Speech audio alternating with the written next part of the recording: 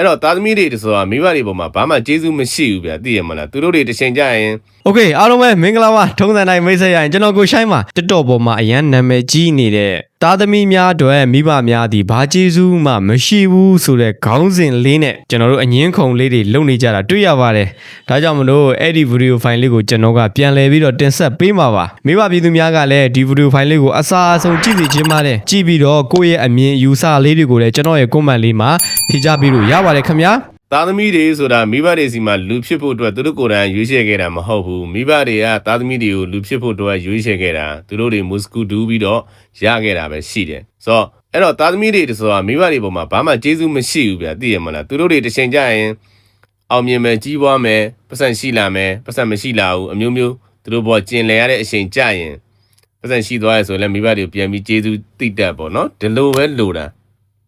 ာမိဘတွေကိုပြန်ပြီးတော့တကူးတကိုင်မွေးနေငါမွေးထားလို့လူဖြစ်လာတယ်ငါ့ကိုလှုပ်ကြွေးရမယ်ဆိုတဲ့မိဘတွေကကျွန်တော်နိုင်ငံမှာတိတ်များလောင်းကြီးတယ်တစ်ဖက်ဆိုင်တွေကိုကြည့်လိုက်ပါခလေးလေးတွေပလုံကောက်နေတဲ့လူတွေကိုကြည့်လိုက်ပါခလေးလေးတွေချိုးမိဘတွေဆိုရင်6တန်း9တန်းလောက်ရောက်ရင်ကြောင်းထုတ်ပြီးမထားတော့ဘူးကြောင်းထားတယ်ဆိုတာထားခြင်းလို့မဟုတ်ဘူးအိမ်မှာမထားခြင်းလို့ကြောင်းအောင်သွားထားတာနည်းနည်းလေးခလေးကလူကောင်းလေးထွားလာပြီဆိုခိုင်းစားလို့ရပြီဆိုရင်ကြောင်းမထားတော့ထုတ်ပြီးအလုတ်ခိုင်းပြီးလှုပ်လို့ရတဲ့ဟာအကုန်လုံးအဲ့လိုပုံစံမျိုးပေါ့နော်အဲ့တော့သားသမီးတွေကမိဘတွေကိုလှုပ်ကြွေးဖို့အတွက်မွေးဖွားလာသလိုဖြစ်လာတယ်ကျွန်တော်နိုင်ငံမှာအဲ့ဒါယူကျွန်တော်တို့ကတိုက်ဖြတ်ရမယ်ကျွန်တော်တို့လည်းဒါပတ်စံရှိတဲ့မိသားစုကနေကြီးပွားလာတာမဟုတ်ဘူးဒါပေမဲ့ကျွန်တော်ပတ်စံမရှိဘူးဆိုတာကျွန်တော်မရှိတာမဟုတ်ဘူးကျွန်တော်မိဘတွေမရှိတာကျွန်တော်မိဘတွေမရှိတော့ကျွန်တော်တို့တွေပင်မတယ်ပင်မအလုပ်တွေလုပ်ရတယ်နိုင်ငံသားတွေထွက်ရတယ်အဲ့တော့ကျွန်တော်ရဲ့သားသမီးတွေကြရင်ကျွန်တော်အဲ့လိုမဖြစ်စေချင်ဘူးနောက်ပြီးတော့ကလေးတယောက်ကအသက်20ဝန်းကျင်ဖြစ်နေတဲ့ကလေးတယောက်ကဉာဏ်ရည်သိပ်ကောင်းတယ်သူလုံမဲ့ဆိုတခုလုံမဲ့ဆိုကျွန်တော်တို့ဆိုလဲဖြစ်ရှင်ခဲ့တဲ့အရာတွေအများကြီးပဲကျွန်တော်တို့လုံနိုင်တယ်ကျွန်တော်တို့ဖြစ်အောင်လုံနိုင်တယ်ကျွန်တော်တို့အုံနောက်တွေအရန်ကောင်းတယ်အသက်20ကျော်အရွယ်ကဒါပေမဲ့ကျွန်တော်တို့က background မရှိဘူးကျွန်တော်တို့မိသားစုယူပြန်ကြည့်ဖို့တော့အလုပ်တွေလုပ်နေရတဲ့ကျွန်တော်အရန်ပင်ပန်းတယ်စိတ်တွေပင်ပန်းတယ်အဲ့တော့အဲ့ဒါတွေကိုကျွန်တော်တို့တစ်ချိန်မှာကျွန်တော်မိဘဖြစ်လာတဲ့အချိန်ကျရင်ကျွန်တော်သားသမီးတွေကိုမခံစားသေးချင်ဘူးအဲ့အတွက်ကျွန်တော်တို့စူးစမ်းရမယ်ကျွန်တော်တို့မိဘတွေမပြည့်စုံငယ်လို့ကျွန်တော်တို့တွေလည်းမပြည့်စုံငယ်ပင်ပန်းတယ်အဲ့တော့ကျွန်တော်တို့မိဘဆိုတဲ့နေရာရောက်လာရင်ကျွန်တော်သားသမီးတွေမပင်ပန်းဘူးကျွန်တော်တို့တွေကမိဘဆိုတာမဖြစ်လာတဲ့အချိန်မှာတည်းကကျွန်တော်တို့အလုပ်တွေလုပ်ရမယ်အတွေ့အကြုံတွေယူရမယ်ပတ်စံတွေစုရမယ်ပတ်စံတွေစုလာပြီးအနေချင်းလေးရလာပြီးစီးပွားရေးလုပ်ငန်းလေးတွေလုပ်နိုင်ပြီဆိုမှအိမ်တော်ပြုပြီးတော့ကလေးတွေယူကိုယ့်ရဲ့ကလေးတွေကိုကိုယ်ကတေချာပြုစုပြိုးထောင်တေချာနောက်ကနေ sporting ပေးဒါမှကိုယ့်ရဲ့ကလေးတွေကလည်းအုံနောက်တွေညံရည်တွေမြင့်တဲ့ကလေးတယောက်ဖြစ်မှာအခုကြတော့အဲ့လိုမဟုတ်ဘူးတော်တော်များများကလေးတွေယူကြတယ်အိမ်တော်တွေပြုတ်ကြတယ်အလွယ်တကူပဲပြီးရင်ပွဲကြတယ်ကလေးတွေကမိဘနဲ့ကြံခဲ့တယ်မိန်းကလေးတွေဆိုလဲအိမ်တော်ပွဲတွေအများကြီးပဲနိုင်ငံခြားတွေထွက်ရတယ်ကလေးတွေကနောက်မှမိဘနဲ့ကြံခဲ့ဘာမှနှွေးထွေးမှုမရှိပြီးရင်ဒီကလေးကလည်းဒါနောက်အသက်အရွယ်တစ်ခုရောက်လာတဲ့အချိန်ကျရင်ကလေးကလည်းပင်ပန်းအောင်မှာပဲဘာလို့လဲဆိုတော့မိဘတယောက်တည်းကဘယ်လိုရှာကျွေးလို့ရမလဲအဖေကမရှိတော့အဖေကကွဲသွားပြီနောက်အိမ်တော်တွေပြုတ်နေပြုတ်မယ်နောက်နိုင်ငံတွေသွားရင်လည်းသွားမယ်ဆိုတော့တကယ်တော့ကျွန်တော်နိုင်ငံကလေးတွေတိတ်ပြီးတော့ဆင်းရဲကြတယ်ပင်ပန်းကြတယ်အများစုကဒါတွေကိုပတ်စံရှိတဲ့ကောင်တွေကတော့နားလည်မှာတော့မဟုတ်ပါဘူးပတ်စံမရှိတဲ့လူတွေဘယ်လိုခံစားရလဲဆိုတော့ပတ်စံမရှိတဲ့လူတွေပဲနားလဲတယ်အဲ့တော့ကလေးတွေဒီမိဘတွေစီမှာလူလာဖြစ်ဖို့ရွေးချယ်ခဲ့တာမဟုတ်ဘူးဗျမိဘတွေကကလေးတွေကိုရွေးချယ်ခဲ့တာကလေးရဖို့အတွက်သူတို့တွေကမုစကူဒူးခဲ့ကြတာအဲ့တော့မုစကူဒူးပြီးတော့ဒီကလေးတွေကိုကနောက်ကနေပြီးစပို့တွေမပေးနိုင်ကလေးတွေဒီပင်ပန်းမယ်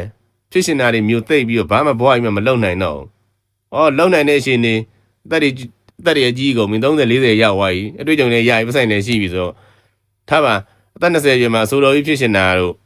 ပကြီးစရာကြီးဖြစ်ရှင်တာတို့အင်ဂျင်နီယာကြီးဖြစ်ရှင်တာတို့ညီမချက်တွေရှိခဲ့ပြီမယ်အဲ့ချိန်မှာပတ်ဆက်မရှိတော့ဘာမှလုံမရအောင်မိဘလည်းမထောက်ပံ့နိုင်ဘူးကိုကနေပြီးအသက်30ကျော်40တွေရောက်ပတ်ဆိုင်နဲ့ရှာနိုင်ပြီးအဲ့လိုရှင်ကြတော့အဆိုတော်ကြီးဖြစ်ရှင်လားဆိုလည်းမဖြစ်ရှင်တော့အင်ဂျင်နီယာကြီးဖြစ်ရှင်လားဆိုလည်းမဖြစ်ရှင်တော့အဲ့ဖြစ်ရှင်တဲ့အတိုင်းအတာတွေကျွန်တော်အကန့်အသတ်ရှိတယ်ဗျအကန့်အသတ်မှာကျွန်တော်တို့ကမိဘ sportive background ဆိုအရင်လိုအပ်တယ်အဲ့တော့မြန်မာနိုင်ငံမှာဖြစ်နေတာကြတော့ကျွန်တော်တို့အများစုကြီးကဒီလိုကြီးကလေးမွေးမယ်ကလေးကိုခိုင်းစားမယ်မိဘကိုလှုပ်ကြွေးရမယ်အဲ့ဒါကြီးအဓိပ္ပာယ်မရှိဘူးကျွန်တော်ကလေးမွေးမယ်ကျွန်တော် sporting ပေးမယ်မင်းငါ့ပြန်ကြည့်တာမကြည့်တာမင်းပိုင်းမင်းပြန်ကြည့်တယ်မလို့ငါရှာဖွေစုဆောင်းထားမှာငါ့နောက်တစ်ချိန်တွက်ဆိုပြီးတော့အဲ့လိုနေထားရအောင်ကြိုးစားနေတယ်ပတ်စံနေစုနေတယ်ဒီချိုးတွေကပြောအိမ်တော်ပြုတ်သေးဘူးလားအိမ်တော်ပြုတ်တာလွယ်တာပေါ့လို့ ဒါပေမဲ့အိမ်တော်ပြုတ်ပြီးဝိုင်းမွေးလာတဲ့ကလေးတွေကိုဘယ်လိုထားမလဲဆိုတာတွေးဘူးလားလို့အရင်ဘယ်လိုပြောမလဲပင်မနဲ့ပေါ့နော်ကိုကနေပတ်စံမရှိရဲ့ချိန်ကြရင်ကျွန်တော်မိဘရဲ့ဆိုလည်းပတ်စံမရှိတော့ပင်မနဲ့လေသူလည်းပင်မနဲ့ကျွန်တော်လည်းပင်မနဲ့အကုန်လုံးပင်မနဲ့အဲ့တော့ကျွန်တော်တို့သားသမီးတွေလက်ထက်တွေကျွန်တော်တို့ကပင်မဆင်းရဲတဲ့ဟာကြီးကိုခေါ်ဆောင်သွားမယ်ဆိုရင်ကျွန်တော်တို့ကအသုံးမကျတဲ့လူတွေဖြစ်သွားမှာပေါ့အဲ့တော့ပတ်စံရှိအောင်လုပ်ပါပတ်စံရှိတယ်ဆိုတော့ယူသားဖို့လိုတယ်ကြိုးစားဖို့လိုတယ်လူမှန်နေဖားပြီးမပေါင်းနဲ့ပတ်စံရှိခြင်းယူသားမှတ်မှန်ကန်သွားဖားဟိုအလုပ်တွေထဲမှာလည်းကပ်ဖားရက်ဖားတွေမလုပ်နဲ့နောက်ပြီးတော့အတွေ့အကြုံတွေကိုစုပေါ့နော်ကျွန်တော်တို့အများကြီးလုပ်လို့ရတယ်ငယ်တုန်းရွယ်တုန်းမှာအဲ့တော့အဓိကတော့အသက်20ကျော်ရွယ်လေးတော့အိမ်တော်မပြုတ်စေချင်ဘူးပေါ့နော်ငါမိဘအစင်မပြေဘူးဆိုအမြဲတမ်းတွေးပြီးတော့အမြဲတမ်းပတ်စံရှာကိုယ့်ရဲ့အတွေးခေါ်တွေကိုတစ်နှစ်နည်းနည်းစီမြင့်သွားဒါဆိုရင်နောက်ချိန်ကျရင်ကျွန်တော်နိုင်ငံလူပတ်ဝန်းကျင်ကလည်းကောင်းသွားမှာပဲလူပတ်ဝန်းကျင်ကောင်းမှကျွန်တော်နိုင်ငံလည်းကောင်းသွားမှာပဲလူတိုင်းတယောက်ချင်းစီပြောင်းလဲသွားရင်နိုင်ငံကြီးမှကောင်းနိုင်တယ်ခုတော့မဟုတ်ဘူးအိမ်တော်ပြုတ်နေကြတာ14-5နှစ်လေးနဲ့ဘာတွေလောက်ကြလဲမသိဘူးရှင်းပြရင်မော်စကိုဒူးကြီးလို့14-5နှစ်လေးအိမ်တော်ပြုတ်တယ်ဆိုတော့မော်စကိုဒူးချင်းလို့တခုပဲရှိတာကျန်တာဘာမှမရှိဘူးဘာစည်းပိုင်းမှလည်းနားမလဲဘူးမော်စကိုဒူးကြီးကလေးရမယ်ပြီးရင်ကွဲမယ်ဒါပဲမိဘတွေဟာသားသမီးတွေအတွက်ဘာမှကျေးဇူးမရှိဘူးဆိုတဲ့အတွေးအမြင်အယူဆဟာမှန်ပါတယ်မှန်တယ်ဆိုလို့အဲ့ဒါတမျိုးတော့မထင်လိုက်ပါနဲ့ဆက်ပြီးတော့နားထောင်ပါဓမ္မချစ်ခင်သူတော်စင်များအားလုံးမင်္ဂလာအပေါင်းနဲ့ပြည့်စုံကြပါစေဦးဇင်းရဲ့ဘေးမှာအခုမြင်တွေ့နေရတဲ့ဒီတကရဲ့ဗီဒီယိုဖိုင်လေးကိုလာပြပြီးတော့သူ့ရဲ့ပြောဆိုချက်ဟာမိဘရဲ့ကျေးဇူးကိုစော်ကားရရောက်မနေဘူးလားဖေဟာတဲ့အရှင်ဘုရားရဲ့အမြင်လေးကိုခါတိုင်းလိုပဲဗီဒီယိုဖိုင်လေးလွတ်ပြီးတော့မျှဝေပေးပါအောင်ဘုရားဆိုပြီးတော့ဦးဇင်းရဲ့ဓမ္မချစ်ခင်သူတော်စင်တူကနေပြီးတော့လာပို့ထားပါတယ်ဒီဗီဒီယိုဖိုင်နဲ့အတူဦးဇင်းကိုစာပို့ထားတာရက်နေငယ်ကြာသွားပါပြီဦးဇင်းလည်းမအားလက်တဲ့အတွက်ကြောင့်မို့လို့ဓမ္မနဲ့ပတ်သက်တဲ့အကြောင်းအရာတွေဓမ္မ reaction တွေဒါမလို့ဖြစ်တာရက်နေငယ်ကြာသွားပြီပေါ့ဒီကနေ့မှာတော့ဒီတကာရဲ့ဗီဒီယိုဖိုင်ကိုအကြောင်းပြုပြီးတော့ဒါမိဘကျေးဇူးနဲ့ပတ်သက်တဲ့ဘုဒ္ဓတရစရာအနည်းငယ်ကိုဦးဇင်းဓမ္မဒါနပြုပြောပြမျှဝေပေးပါမယ်သူ့ရဲ့ခေါင်းစဉ်မှာရေးထားတာကသူတက်ထားတဲ့ခေါင်းစဉ်ကဘယ်သားသမီးမှမိဘအပေါ်မှာအကျွေးမရှိပါဘူးတဲ့အကျွေးဆိုတဲ့နေရာမှာဒါကျေးဇူးကျွေးကိုပြောတယ်လို့ဦးဇင်းတို့ကတော့ဒီလိုပဲထင်ပါတယ်ဘာဖြစ်လို့လဲဆိုတော့သူပြောထားတဲ့ဗီဒီယိုဖိုင်ကိုဒါနားထောင်ပြီးတော့အဖြစ်နားထောင်လိုက်ရတော့အဖြစ်ဒါအကျွေးဆိုတဲ့နေရာမှာကျေးဇူးကျွေးကိုပြောတာပါဘယ်သားသမီးမှမိဘအပေါ်မှာအကျွေးမရှိပါဘူးတဲ့အဲ့တော့သူ့ရဲ့ပြောဆိုချက်ဟာမိဘကျေးဇူးကိုစော်ကားရာရောက်မရောက်ဆိုတာကိုဒါဦးဇင်းတို့အဲ့တော့သူပြောဆိုသွားတာဒီအလုံးကိုဦးဇင်းတို့အချက်လက်အနေနဲ့ထုတ်မယ်ဆိုလို့ရှိရင်တော့ဒါအချက်တွေအများကြီးပဲအသေးမွားအစအချက်လက်အနေနဲ့ဆွဲထုတ်ရင်ချက်တွေများတယ်အဲ့တော့အဓိကကြားတဲ့အချက်လက်ကိုဒါဦးဇင်းတို့ပြောပြမယ်ဆိုလို့ရှိရင်သားသမီးဆိုတာဒါမိဘတွေစီမှာလူဖြစ်ဖို့အတွက်သူတို့ဘာသာရွေးချယ်ခဲ့တာမဟုတ်ဘူးဒါမိဘတွေကသားသမီးတွေလူဖြစ်လာဖို့အတွက်ရွေးချယ်ခဲ့တာဖြစ်တယ်အဲ့ဒီအတွက်ကြောင့်မို့လို့မိဘတွေဟာသားသမီးတွေအတွက်ဘာမှကျေးဇူးမရှိဘူးဆိုတဲ့အချက်ကိုဒါပထမဆုံးသူပြောသွားတယ်ပေါ့သားသမီးတွေအတွက်မိဘတွေဟာဘာမှကျေးဇူးမရှိဘူးနောက်တစ်ချက်ကနေကငါမွေးထားလို့လူဖြစ်လာတယ်အဲ့တော့ငါတို့လှုပ်ကြွေးရမယ်ဆိုတဲ့မိဘတွေကကျွန်တော်တို့နိုင်ငံမှာတိတ်များလွန်အားကြီးတယ်ဆိုတဲ့ဒီအချက်ကိုလည်းဒါတွေ့ရတယ်ပေါ့နောက်မိဘတွေဆင်းရဲလို့ကျွန်တော်တို့ဒါပင်ပန်းရတယ်ကျွန်တော်တို့သားသမီးတွေကြားလို့ရှိရင်အဲ့ဒီလိုမဖြစ်စေခြင်းဘူးဆိုတဲ့ဒီချက်ကိုလည်းပဲတွေ့ရပါတယ်နောက်ကိုသားသမီးတွေကိုပေါ့လေပြည့်စုံနဲ့ဒါပြုစုပြိုးထောင်နိုင်ဖို့အတွက်ငွေကြေးမပြည့်စုံသေးပဲနဲ့အိမ်တော်မပြုတ်တင်ဘူးဒါငွေကြေးပြည့်စုံမှအိမ်တော်ပြုတ်တင်တယ်ဆိုတဲ့ဒီချက်ကိုလည်းတွေ့ရတယ်စီးပွားရေးလူမှုရေးတာရေးသမီးရေးဘာမှနားမလည်သေးတဲ့အရန် ငယ်ရွယ်တဲ့14-6နှစ်အရွယ်မှာဒါငယ်ငယ်ရွယ်ရွယ်နဲ့အိမ်တော်မပြုတ်တင်ဘူးဒီလိုစတဲ့အချက်တွေကိုဦးဇင်းတို့တွေ့ရပါတယ်ဒါအသေးစိတ်ထပ်ပြီးတော့ထုတ်မယ်ဆိုအချက်တွေအများကြီးပဲအဲ့တော့ချက်တွေများစွာရှိတဲ့ဒါသူ့ရဲ့ပြောဆိုချက်ခြုံငုံပြီးတော့သုံးသပ်လိုက်လို့ရှိရင်ဒါသူဖြစ်ခြင်းတဲ့စိတ်စေတနာသူဖြစ်စေခြင်းတဲ့စိတ်စေတနာတွေတွေ့ရပါတယ်အဲ့တော့ဒီဗီဒီယိုပိုင်းတစ်ပိုင်းလုံးကိုဦးဇင်းကမပြောပါဘူးဦးဇင်းအဓိကပြောချင်တာကတရားနဲ့ဆက်လျင်းနဲ့ဓမ္မနဲ့ဆက်လျင်းနဲ့ပထမဆုံးသူပြောသွားတဲ့ဒါမိဘကျေးဇူးနဲ့ပတ်သက်တဲ့အချက်ကိုပဲဦးဇင်းကပြောမှာပါအဲ့တော့မိဘကျေးဇူးနဲ့ပတ်သက်ပြီးတော့ဒါသူပြောတာလေးတေချာလေးနားထောင်ကြည့်လိုက်ပေါ့သားသမီးတွေဆိုတာမိဘတွေစီမှာလူဖြစ်ဖို့အတွက်သူတို့ကိုယ်တိုင်ရွေးချယ်ခဲ့တာမဟုတ်ဘူးမိဘတွေကသားသမီးတွေကိုလူဖြစ်ဖို့အတွက်ရွေးချယ်ခဲ့တာသူတို့တွေမုစကူတူးပြီးတော့ရခဲ့တာပဲရှိတယ်ဆိုတော့အဲ့တော့သားသမီးတွေဆိုတာမိဘတွေပေါ်မှာဘာမှကျေးဇူးမရှိဘူးဗျာသိရမလားသူတို့တွေတစ်ချိန်ကျဒါလေးပဲနောက်ထောင်ကြည့်လိုက်မိဘတွေဟာဘာမှကျေးဇူးမရှိဘူးဗျအဲ့တော့မိဘဆိုတာသားသမီးတွေအတွက်ဘာမှကျေးဇူးမရှိဘူးဆိုတာဘယ်မြင်နဲ့ပြောတာလဲဒီကပြောတာမှန်သလားမှန်မူလားဆိုတာကိုဒီကနေ့ဘုဒ္ဓတရဖို့အတွက်ဥစဉ်ပြောပြပေးပါမယ်မှန်နေဆိုတဲ့အမြင်နဲ့မမှန်ဘူးဆိုတဲ့အမြင်နှမျိုးကိုဥစဉ်တို့တွေ့ရပါတယ်တချို့ကြတော့လည်းပဲသူပြောတာကိုမှန်တယ်လို့ဒီလိုပြောကြတယ်တချို့ကြတော့လည်းပဲမမှန်ဘူးလို့ပြောကြတယ်ဗီဒီယိုတစ်ပုဒ်လုံးကိုဒါခြုံငုံပြီးတော့မှန်တာတွေရောမမှန်တာတွေရောနေတယ်ဟာချို့ကြတော့လည်းပဲအများစုကတော့ပြောတာမှားတယ်အနည်းစုပဲမှန်တယ်ဒီလိုလဲအမျိုးမျိုးပြောကြတယ်ပေါ့အဲ့တော့ဒီမိဘကျေးဇူးနဲ့ပတ်သက်ပြီးတော့မှန်တယ်ဆိုတဲ့အမြင်မမှန်ဘူးဆိုတဲ့အမြင်ဒီအမြင်နှမျိုးဦးဇင်းတို့တွေ့ရတယ်ပေါ့မိဘဆိုတာဒါသားသမီးတွေအတွက်ကျေးဇူးမရှိဘူးဆိုတဲ့ဒီအချက်နဲ့ပတ်သက်ပြီးတော့မှန်တယ်ဆိုတဲ့အမြင်နဲ့မမှန်ဘူးဆိုတဲ့အမြင်ဒီနှမျိုးမှာဦးဇင်းကမှန်တယ်ဆိုတဲ့အမြင်ကိုအရှိဆုံးပြောပြပါမယ်မိဘတွေဟာသားသမီးတွေအတွက်ဘာမှကျေးဇူးမရှိဘူးဆိုတဲ့အတွေးအမြင်အယူဆဟာမှန်ပါတယ်မှန်တယ်ဆိုလို့အဲ့ဒါတစ်မျိုးတော့မထင်လိုက်ပါနဲ့ဆက်ပြီးတော့နားထောင်ပါဘယ်သူတွေအတွက်မှန်တယ်လဲဆိုရင်ဒါဦးဇင်းတို့မှတ်သားထားဘူးတာကိုအခြေခံပြီးတော့ပြောရမယ်ဆိုရင်အနောက်တိုင်းအမေရိကဥရောပတို့လိုနိုင်ငံများအတွက်သူ့ရဲ့ပြောဆိုချက်ဟာမှန်ပါတယ်သူကလည်းပဲအဲ့ဒီအနောက်တိုင်းဥရောပဒီနိုင်ငံတွေရဲ့နိုင်ငံသားတွေရဲ့ဒါတချို့အတွေးကောအယူဆကိုမြင်ညမ်းပြီးတော့ပြောတယ်လို့ဒါဥစဉ်တော်တော်ဒီလိုယူဆပါတယ်ဘာဖြစ်လို့လဲဆိုတော့အနောက်တိုင်းလူအဖွဲ့အစည်းတွေမှာကျေးဇူးဆိုတဲ့စကားလုံးထက်သူတို့ဟာတာဝန်ဆိုတဲ့အယူဆကိုပို့ပြီးတော့ရှေ့တန်းတင်ကြပါတယ်ခလေးတယောက်ကိုဒါလောကထဲကိုခေါ်ဆောင်လာဖို့အတွက်ရွေးချယ်ခဲ့တာဟာမိဘတွေဖြစ်တယ်အဲ့ဒီခလေးတွေကငွေဖွားခွင့်တောင်းဆိုခဲ့တာမဟုတ်တဲ့အတွက်ကြောင့်မို့လို့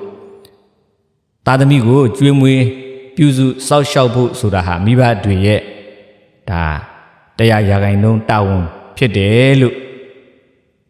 ဒါတို့ကဒီလိုတွေးခေါ်ယူဆပါတယ်မိဘကလေးကိုကောင်းမွန်စွာပြုစုပြိုးထောင်ပေးရတာဟာပြန်ပြီးတော့ကျေးဇူးဆက်ခံခြင်းလို့မဟုတ်ဘူးဒါတို့တွေသူတို့ရဲ့သားသမီးတွေကိုဒါပြုစုတယ်ပြိုးထောင်တယ်ပြန်ပြီးတော့ကျေးဇူးဆက်ခံခြင်းလို့မဟုတ်ဘူးတဲ့ဒါဟာလူသားတစ်ယောက်ရဲ့တာဝန်ဖြစ်တယ်လို့သူတို့ကဒီလိုမြင်ကြပါတယ်ဒါကြောင့်သားသမီးကမိဘတွေအပေါ်မှာကျေးဇူးရှိတယ်လို့ခံစားချက်ထက်ကျေးဇူးရှိတယ်ဆိုတဲ့ဒီခံစားချက်ထက်ချစ်ချင်းမေတ္တာအရာဒါအပြန်လန်ဒီစားဆောက်ရှောက်တာကိုပဲသူတို့ကဒါအလေးထားကြပါတယ်တဲ့ဒါကြောင့်ဒီတကပြောသွားတဲ့မိဘတွေဟာသားသမီးတွေအတွက်ဘာကျေးဇူးမှမရှိဘူးဆိုတဲ့ဒီအတွေးမြင်အယူအဆဟာဒါအနောက်တိုင်းအမေရိကဥရောပတို့လိုအတွက်မှန်ပါတယ်ဒါသူကလည်းပဲဒီအနောက်တိုင်းအမေရိကဥရောပအတွေးကောအယူအဆကိုခြေခံပြီးတော့ ပြောတာလဲဖြစ်ကောင်းဖြစ်နိုင်ပါတယ်သူဘာသာသူတွေးခေါ်ယူဆပြောတာဟုတ်ချင်မှလည်းဟုတ်မယ်ပေါ့လေအဲ့တော့ဒီညမှာဦးဇင်းတို့ဓမ္မချစ်ခင်သူတော်စင်များမှတ်သားရမှာကမိဘဟာသားသမီးတွေအတွက်ကျေးဇူးမရှိဘူးဆိုတဲ့ဒီကျေးဇူးဆိုတဲ့ဒီစကားလုံးနဲ့ပေါ့နော်ကျေးဇူးမရှိဘူးဆိုတဲ့ဒီအတွေးခေါ်ယူဆဟာအမေရိကဥရောပတို့လိုအတွက်မှန်ပါတယ်ဒါကမှန်တဲ့အမြင်ဘက်ကနေပြောတာပါအဲ့တော့မမှန်တဲ့အမြင်ဘက်ကနေဦးဇင်းပြောပါမယ်မမှန်တဲ့အမြင်ဘက်ဆိုတာကဦးဇင်းတို့မိဘတွေဟာသားသမီးတွေအတွက်ဘာကျေးဇူးမှမရှိဘူးဆိုတဲ့ဒီအတွေးမြင်အယူဆဟာမှားပါတယ်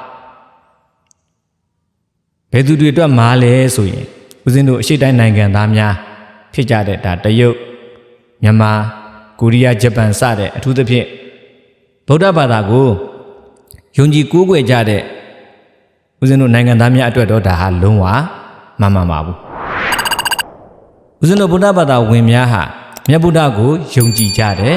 မြတ်ဗုဒ္ဓဟောကြားတဲ့တရားတော်တွေကိုလည်းပဲဒါယုံကြည်လက်ခံကြတယ်ပေါ့မြတ်ဗုဒ္ဓဟောကြားတဲ့တရားတော်တွေဟာတွေးခေါ်ကြံစပြီးတော့အထင်အမြင်နဲ့ဒါပေါက်တကရဟောပြောခဲ့တာမဟုတ်ပါဘူးတဘာဝဓမ္မတွေကိုတပ်ပိညုတဉာဏ်နဲ့သိမြင်ပြီးတော့မှထုတ်ဖော်ဟောပြောပြခဲ့တာဖြစ်ပါတယ်အဲ့ဒီလိုဟောကြားခဲ့တဲ့တရားတော်တွေများစွာထဲမှာမိဘကျေးဇူးနဲ့ပတ်သက်ပြီးတော့လည်းပဲ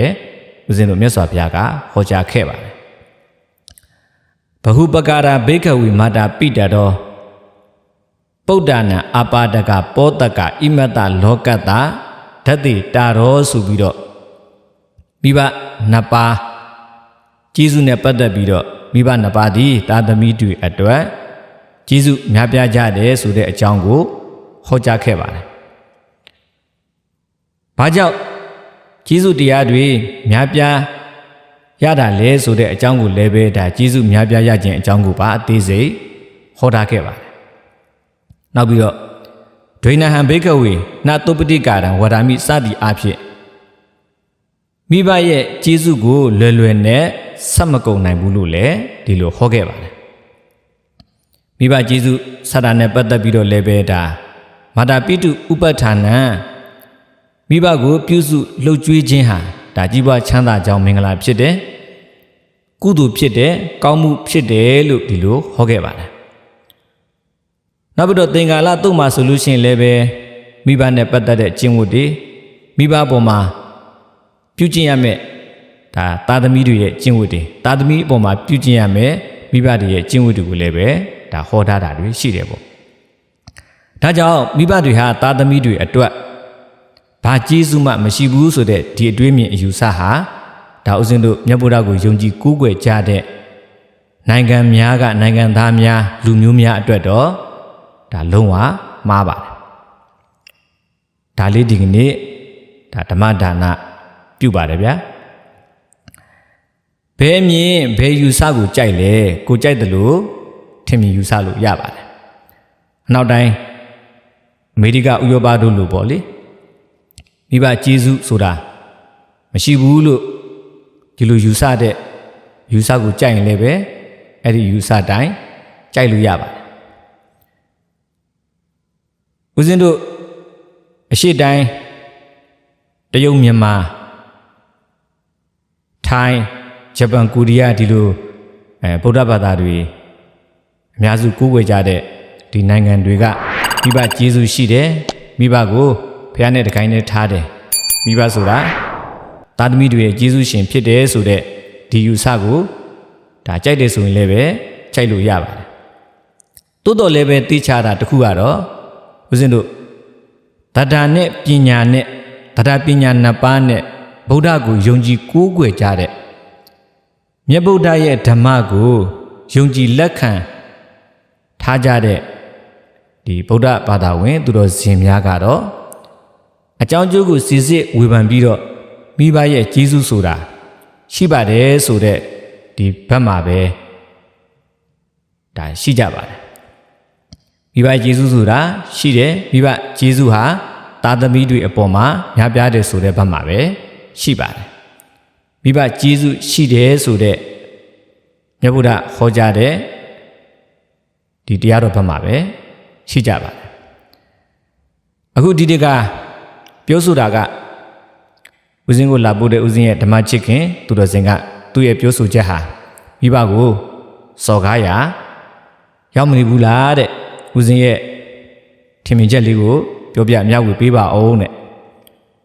အဲ့တော့ဒါနဲ့ပတ်သက်ပြီးတော့မိဘရဲ့ကျေးဇူးကိုစော်ကားတာလားဆိုတဲ့ဒါသူ့ရဲ့အမေစကားနဲ့ပတ်သက်ပြီးတော့ဦးဇင်းပြောရရင်တော့စော်ကားတာနဲ့ကျေးဇူးဒါနားမလည်လို့ပြောတာနည်းနည်းတော့ကွာလိမ့်မယ်ပေါ့အဓိကအဖြစ်ဦးဇင်းပြောရမယ်ဆိုရင်အခုဒီတကပြောလိုက်တယ်ပေါ့မိဘကျေးဇူးဆိုတာသားသမီးတွေမှာမရှိဘူးပြောတယ်အဲ့တော့သူ့ရဲ့ပြောဆိုတဲ့သူ့ရဲ့စိတ်စေတနာပေါ်မှာပဲမူတည်ပါတယ်သူကဒီစကားကိုပြောလိုက်တယ်စော်ကားလို့တဲ့စိတ်နဲ့ပြောတာဆိုရင်တော့ဒါစော်ကားတာပေါ့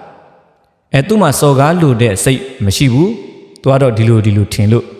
ဒီလိုပြောမိတယ်မသိလို့ပြောမိတယ်ဆိုလို့ရှိရင်တော့ဒါကတော့စော်ကားတာမဟုတ်ဘူးပေါ့အဲ့တော့စော်ကားရရောက်သလားမရောက်သလားဆိုတာကတော့စော်ကားသလားမစော်ကားသလားဆိုတာကတော့ဒါဒီတကအပေါ်မှာပဲမူတည်ပါတယ်ဦးဇင်းတို့သွားဆုံးဖြတ်ပြီးလို့မရပါဘူးသူကစော်ကားတဲ့စိတ်နဲ့ပြောရင်တော့စော်ကားရရောက်တယ်ပေါ့စော်ကားတဲ့စိတ်နဲ့ပြောတာမဟုတ်ဘူးဒီလိုပဲပြောလိုက်တယ်ဆိုရင်တော့ဒါစော်ကားတာမဟုတ်ဘူးပေါ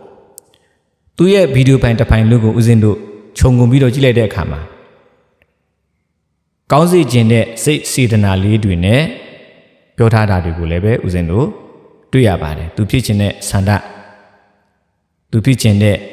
စိတ်ဆန္ဒတွေကိုလည်းပဲဒါပြောဆိုထားတာကြားရတယ်ပေါ့ဒီကနေ့မှာတော့ဒါသူပြောတဲ့အချက်လက်တွေများစွာထဲကကြံတဲ့အချက်လက်အကြောင်းအရာတွေကိုတော့ဦးဇင်းတို့မပြောပါဘူးမပြောတော့ပါဘူးပြောဖို့လည်းအစီအစဉ်မရှိပါဘူးအဲ့တော့မိဘကျေးဇူးနဲ့ပတ်သက်ပြီးတော့ပဲဒါဘုဒ္ဓတာရဖို့အတွက်ဒီကနေ့ဒီဗီဒီယိုဖိုင်လေးကိုပြုလုပ်ပြီးတော့မျှဝေပေးလိုက်ပါတယ်ကဲအားလုံးသောဓမ္မချစ်ခင်သူတော်စင်များဦးဇင်းရဲ့ဗီဒီယိုဖိုင်ကိုကြည့်ရှုနားထောင်ပြီးတော့ဒါဘုဒ္ဓတာအနေငယ်တော့ရရှိကြလိမ့်မယ်လို့မျှော်လင့်ပါတယ်ဒါအကျိုးတင်အကြောင်းတင်ဘုဒ္ဓတာအဖြစ်ဒါဓမ္မဒါနပြုမျှဝေပေးခြင်းဖြစ်ပါတယ်သူကိုစော်ကားတာလည်းမဟုတ်ဘူးတိုက်ခိုက်တာလည်းမဟုတ်ဘူးနှောက်ယှက်တာလည်းမဟုတ်ပါဘူးဒါလာမေးတဲ့သူလည်းပဲရှင်းအောင်တခြားသူတွေလည်းပဲဒါရှင်းရှင်းလင်းလင်းဖြစ်အောင်ဦးဇင်းကနေပြီးတော့ဒီဗီဒီယိုဖိုင်ကိုပြုလုပ်ပြီးတော့မျှဝေပေးခြင်းဖြစ်ပါတယ်ဓမ္မချစ်ခင်သူတော်စင်များအားလုံးအနာကင်းကွာအသက်ရှည်ကြကိုယ်စိတ်နှပြကျမ်းမာချမ်းသာစွာနဲ့သာသနာ့ကျိုးကိုလည်းပဲစတတ်တဖို့တည်ဖို့ဆောင်ရွက်နိုင်ကြကုန်သောတရားသိမြင်မျက်နှိပ်ပံတို့ဝင်ရောက်နိုင်ကြကုန်သည့်သာသနာပြုသူတော်ကောင်းသူမြတ်လောင်များဖြစ်နိုင်ကြပါစေဒီခုဂျပန်နိုင်ငံမှာရောက်နေတဲ့တင်မောင်ကျော်ပေါ့ဗျာเนาะအဲ့ဒီတင်မောင်ကျော်ဆိုတဲ့ညီလေးကကျွန်တော်တို့ဒီခုရွှေပြည်သာမှာလည်းကျွန်တော်နေတဲ့ရွှေပြည်သာမြို့ပေါ့เนาะရွှေပြည်သာမြို့မှာလည်းနေခဲ့ပူသွားတယ်ပေါ့เนาะအခုအဲ့ဒီဂျပန်မှာရောက်နေတဲ့အခုတင်မောင်ကျော်ပေါ့เนาะညီလေးတင်မောင်ကျော်ပေါ့သူပြောတဲ့စကားကိုเนาะသူတင်လိုက်တဲ့ဗီဒီယိုဖိုင်တစ်ဖိုင်ကိုเนาะအရှင်အက်ကပေါ့เนาะကြာပြူကန်တဲ့เนาะအရှင်အက်ကကြာပြူကန်နေပြီးတော့ပြန်ပြီးတော့ reaction လုပ်တယ်ပေါ့ဗျာเนาะအဲ့ဒီမှာကျွန်တော်တို့ဒီအခုပြောမှဆိုလို့ရှင်တော့ logi နဲ့ logodra ပေါ့ဗျာเนาะ logi အမြင်နဲ့ logodra အမြင်လေးတွေတော့ကွဲပြားခြားနာနေတယ်ဆိုတော့အခါကျတော့အဲ့မှာသူကနေပါတစ်ခါထပ်ပြီးတော့တင်မောင်ကျော်ကနေပြီးတော့ဟာလားဒီအခုအဲ့အရှင်အက်ကကြာပြူတန်ကိုเนาะအရှင်ဘုရားကလူဘောမှာမနေဘူးပဲနဲ့အရှင်ဘုရားလူတွေကိုမွေပန်းပါနဲ့ဘာညာပေါ့ဗျာအဲ့လိုပုံစံမျိုးနဲ့သူကနေပြီးတော့ပြောဆိုသွားတာကိုကျွန်တော်တွေ့ရတယ်เนาะဆိုတဲ့အခါကျတော့ကျွန်တော်ကအဲ့ဒီမှာเนาะဒီခုအရှင်အက်ကကြာပြူကံကိုတော့ကျွန်တော်က reaction လုပ်မှာမဟုတ်ပါဘူးเนาะညီလေးတင်မောင်ကျော်ကိုပဲကျွန်တော်ကနေပြီးတော့ reaction လုပ်မှာပါเนาะဘာကြောင့်အဲ့လို reaction လုပ်နိုင်လဲဆိုလို့ရှိရင်เนาะကျွန်တော်ကိုယ်တိုင်ခံစားချက်တွေကိုကျွန်တော်ကိုယ်တိုင်ခံစားဘူးလို့ပါပြီးတော့သူနဲ့ကျွန်တော်နဲ့ထပ်တူညီတာကသူကတော့ဂျပန်နိုင်ငံပေါ့ဗျာเนาะကျွန်တော်ကမလေးရှားနိုင်ငံမှာကျွန်တော်လည်း10နှစ်ကျော်အလုပ်လုပ်ခဲ့တဲ့သူပဲเนาะပြီးတော့မိဘတွေကျွန်တော်တို့ဒီအခုငယ်တည်းကမိဘတွေဆင်းရဲတာเนาะတူတယ်ပြီးတော့နောက်တစ်ချက်အနေနဲ့သူ့လိုပဲကျွန်တော်လည်းအခု10တန်းနဲ့ပဲကျွန်တော်လည်းနိုင်ငံခြားကိုထွက်ပြီးတော့အလုပ်လုပ်ခဲ့ရတယ်เนาะသူလည်းကျွန်တော်နဲ့တူညီချက်တွေတော်တော်များတယ်ဗျနောက်တစ်ခုအနေနဲ့ကျွန်တော်ဆက်ပြောမယ်ဆိုလို့ရှိရင်เนาะအခု तू ပြောတယ်လေဟာလား तू အိမ်အောင်မကြသေးဘူးဟာ तू ဒါအိမ်အောင်ကြပြီးတော့ तू မွေးဖွားလာမယ်သူ့ရဲ့ generation ပေါ့ဗျာလားသူ့ရဲ့မျိုးဆက်တွေဆိုလို့ရှိရင်တော့ဟာလားဟိုဘယ်လိုပြောမလဲဆိုတော့သူ့ဘက်ကအတတ်နိုင်ဆုံးပေါ့เนาะ तू ကနေတော့ပေးဆက်ပြီးတော့သားသမီးတွေအပေါ်ပေးဆက်မယ်ဆိုတဲ့စိတ်မျိုးနဲ့ပေါ့เนาะतू အဲ့လိုမျိုးပြောထားတယ်အခုချိန်မှာတော့ तू အိမ်အောင်မကြသေးဘူးပေါ့ဗျာเนาะဒါပေမဲ့ကျွန်တော်စိတ်ထင်ကတော့ तू လည်းအသက်30နဲ့35ကြားလောက်တော့ရှိမယ်ထင်တယ်เนาะဒီညီလေးကเนาะအဲ့ဒီမှာ ထပ်ပြီးတော့တူသွားပြန်အောင်ကျွန်တော်တို့လည်းထုံနေလကောင်းမယ်ဟုတ်တယ်ငယ်တုန်းကကျွန်တော်တို့တွေကနော်တားကြီးဆင်းရဲခဲ့တဲ့အခါကျတော့ကျွန်တော်တို့ဒီအိမ်တော်ပြုတ်ဖို့ယူကျွန်တော်တော်တော်ကြောက်တယ်ဘာလို့ကြောက်လဲအဲ့လိုပဲကျွန်တော်တို့လိုမျိုးဟလားမပြည့်မစုံနဲ့ထားပါတော့ဗျာကျွန်တော်တို့ဆိုလို့ချင်းနော်ဒါဟိုဒါတော်တော်များများလဲကျွန်တော်တို့ဘဝအကြောင်းသိတဲ့လူတွေတော်တော်များများသိပါတယ်ဟလားကျွန်တော်အဖေဆိုလို့ချင်းကျွန်တော်9တဲ့နှစ်မှာကျွန်တော်9တဲ့နှစ်ကျွန်တော်မောင်တို့ညီကိုမောင်တို့မှ9ရမှာကျွန်တော်အကြီးဆုံးကျွန်တော်9တဲ့နှစ်မှာကျွန်တော်အဖေကဟလားတခြားပါတော့ရောင်းမဝင်မတစ်ခုနဲ့အမှုဖြစ်ပြီးတော့ထောင်ကြပါတယ်ထောင်ကြတဲ့နောက်ပိုင်းအမေတယောက်ပဲရှိခဲ့တာចောင်းသားအောက်မှာចောင်းသားတွေကြီးပဲကျွန်တော်အောင်ပါနော်အဲ့လိုပါဗျာအဲ့လိုမျိုးဘဝနဲ့ကျွန်တော်တို့ကចောင်းတက်ခဲ့ရတာចောင်းတက်ခဲ့ရတဲ့ခါကျတော့ကျွန်တော်တို့ကဘာမှမပြည့်စုံဘူးနော်သူများလူငွေထည့်နိုင်မထည့်နိုင်ဘူးဗျာ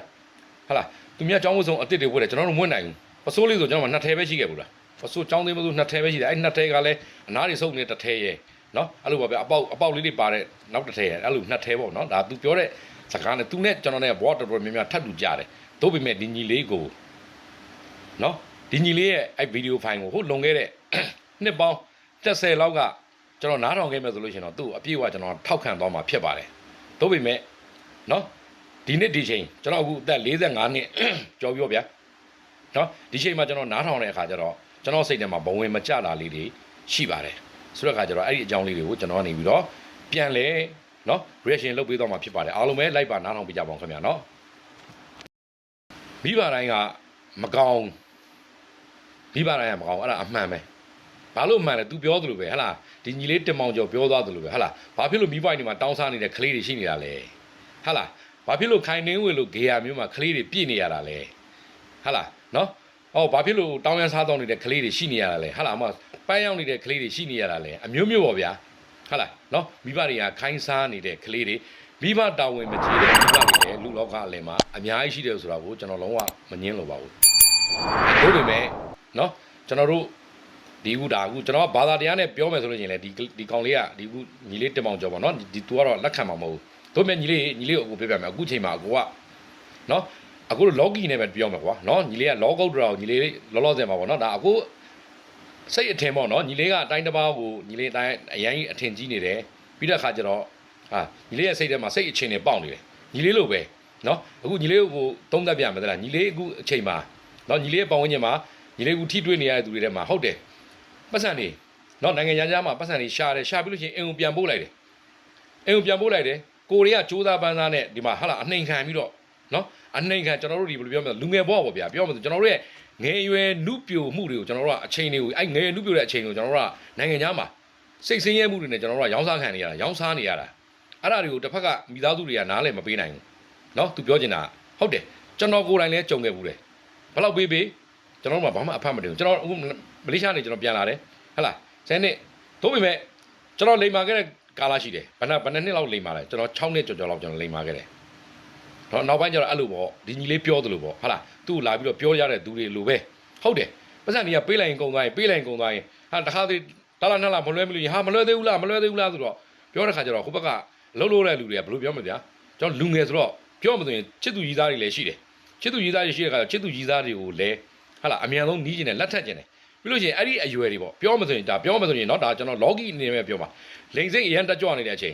်လိန်စိတ်တက်ကြွနေတဲ့အချိန်ကျတော့တစ်ဖက်လိန်ကိုကျွန်တော်တို့ဒါစိတ်ဝင်စားနေတဲ့အချိန်ဟုတ်တယ်မလားเนาะဒါငယ်ရွယ်နေတဲ့အချိန်ဆိုတော့အခါကျတော့စိတ်ရိုင်းနေကျွန်တော်တို့မှာအများကြီးရှိတယ်အဲ့စိတ်ရိုင်းနေအများကြီးရှိတဲ့အခါကျအဲ့စိတ်ရိုင်းနေကိုကျွန်တော်တို့ကချုံးမုံနိုင်အခုဒီညီလေးအခုထွက်လာတဲ့စကားတွေကလည်းအဲ့ဒီတိုင်းပဲဒါ